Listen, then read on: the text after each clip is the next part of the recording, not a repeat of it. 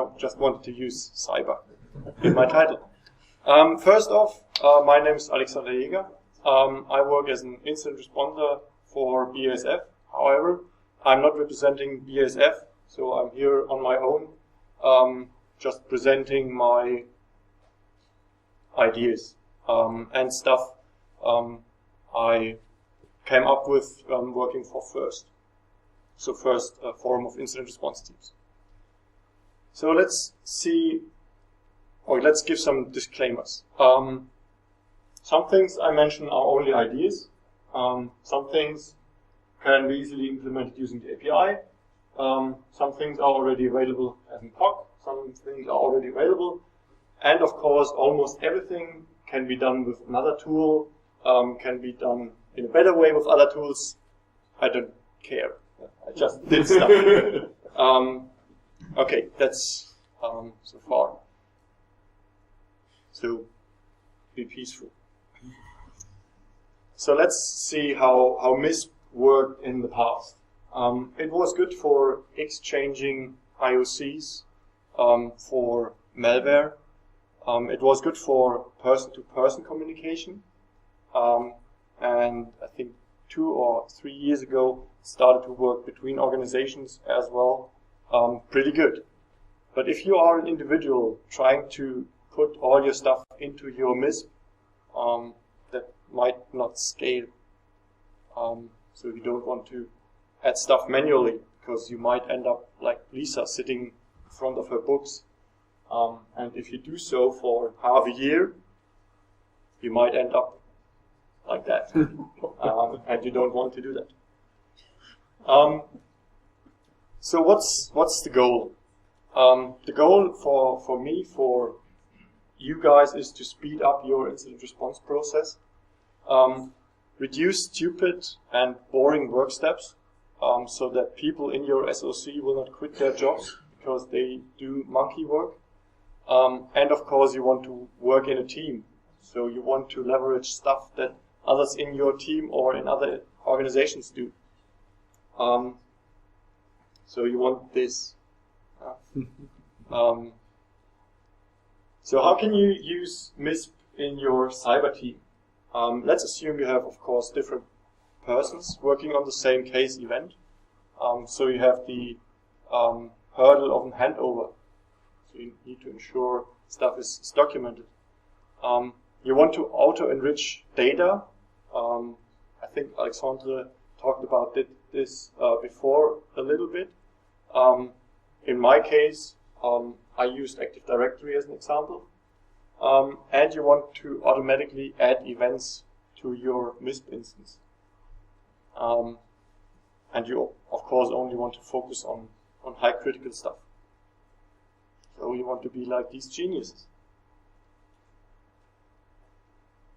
So let's see the example of the Active Directory. What could be the benefits? You can have correlations between machines. So you can see this machine was infected a year ago already. You can have correlations on user base. So user A is using different machines. You can identify high critical systems if that data is, of course, available in your Active Directory. And you can use, for example, tags based on the location of your system to get trends in what area of your environment you have more infections. That can be easily done using a simple Python script. So I think I hacked that in about 4 or 5 hours. Just adding new attributes to an event based on a host name. And it really adds value. But of course, it limits you based on the data you have in your Active Directory. So shit in, shit out. But if you have the data available, it can help your MISP data dramatically. So that's me creating that script. Another example I created, I think, half a year ago, is an integration with MISP, with FireEye, sorry. So FireEye has several sensors, which enables you to detect stuff in your network or in your perimeter. What I wanted to achieve is I wanted to have per FireEye event one MISP event. Stuff that you can extract from these events is, for example, source and destination IP, destination port, C2s. You can get malware names, and this tool is available already on GitHub. So you just redirect your FireEye appliance to push all the events to a web server, and that web server takes all the events and adds it via MISP API to MISP. But a new version will come up, I think, next week, which does a lot more than at the moment, so a lot of correlation stuff to deduplicate. But it already works in production, and it's a good thing. But be careful, if you do that, you will end up with maybe thousands of events.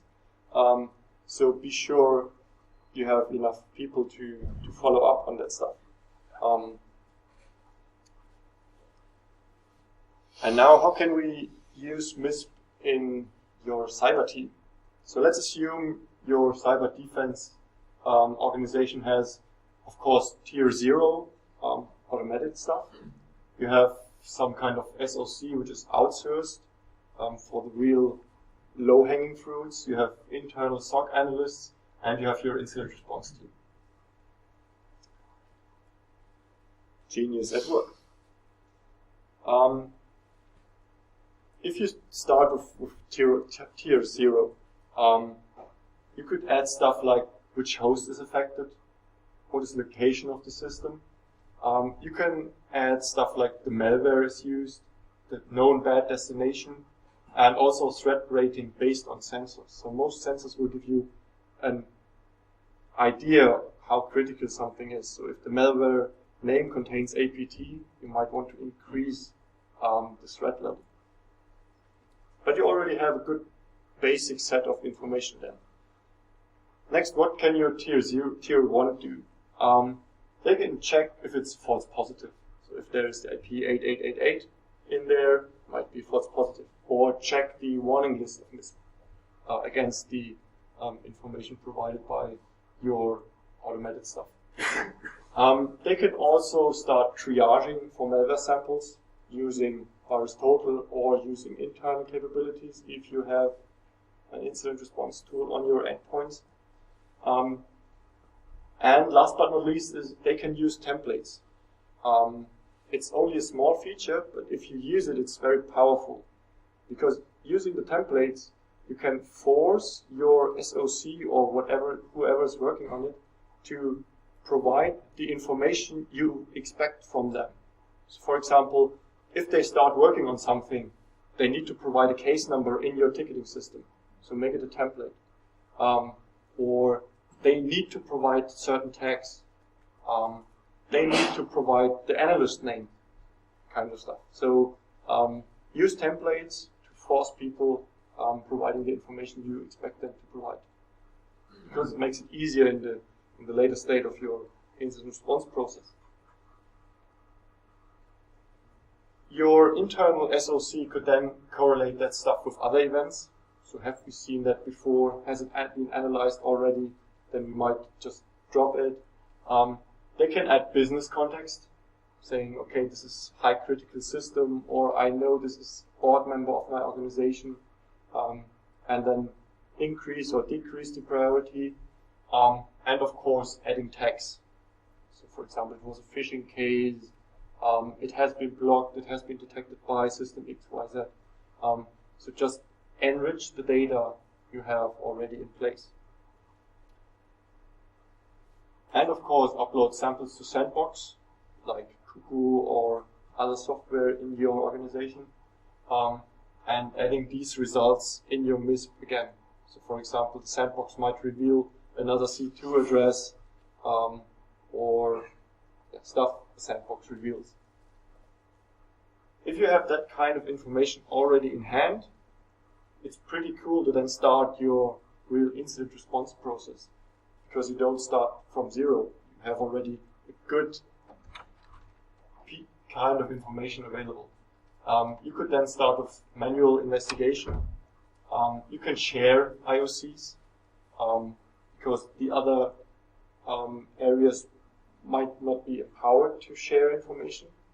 You can also do reverse engineering, manual reverse engineering of samples, post-mortem forensics, and one of the things I discovered in the last few, let's say, weeks is give strategic advice. Because if you have a good amount of events in your MISP that has tags, that has locations, you could, for example, give the advice, okay, we have seen an increase of phishing mails in that area, in that country. We might spend some money on awareness in that specific country, or even identify a user who needs special training.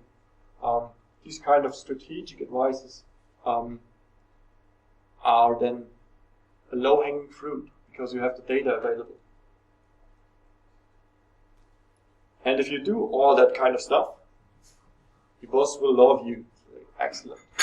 Because these are all low-hanging fruits. Some ideas, if you consider yourself an analyst, what is the most used tool for you? It's the browser. You have opened it almost the entire day. So I thought it would be very, very nice to have a browser plugin for MISP, so that you just can do right-click and search a MISP and just make it red or yellow if you have that information or not. I think would help a lot and shouldn't be that hard to implement. So even March can do that. So, having said that, thank you for your attention. If you have any questions or ideas, feel free to ask. I think, from my perspective, MISP is good to be integrated in the workflow of your cyber defense strategy. Okay, thank you very much.